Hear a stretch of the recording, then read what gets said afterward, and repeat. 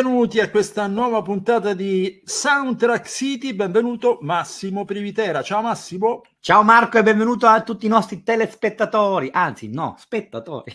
Web spettatori. Senti, allora andiamo ancora in una delle interviste fatte durante l'ultimo Roma Film Music Festival.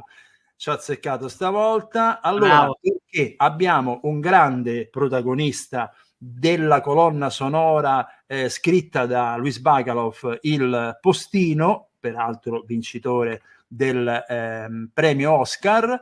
E perché? Perché durante il trentennale, il tributo che è stato fatto all'interno del festival, tra gli ospiti c'era, dimmi te il nome per inciso perché è piuttosto lungo. Allora, il bandoneonista della colonna sonora del Postino, per i suoi 30 anni festeggiati al Roma Film Music Festival, si chiama Héctor Ulises Passarella. Lui uruguagio di nascita, è grandissimo interprete, che poi ha lavorato con molti compositori italiani, ma per lo più con Luis Bacalov.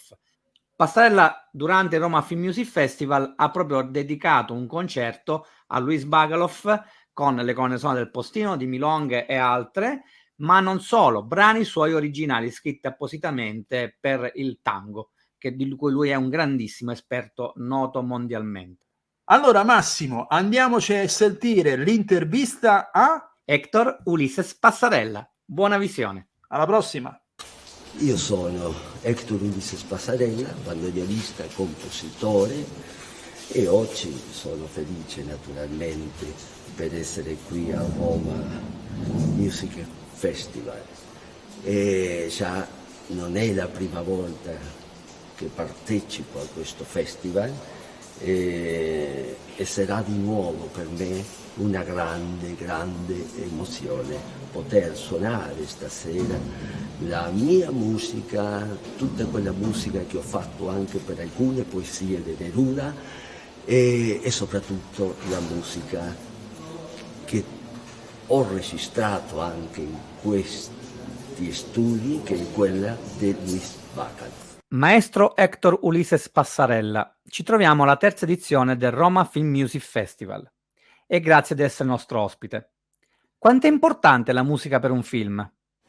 La musica per il film è importante naturalmente, è importante ma soprattutto che ci sia un bravo musicista dietro a questa musica, perché non tutte le musiche che si sentono nei film sono adatte a quell'immagine, perciò pensiamo tante volte che tutto quello che vediamo sia adatto a quell'immagine, sono cose che pensiamo noi e magari rimangono sì, però il musicista, se è un musicista, capisce che alcune cose sono messe così un po' per casualità.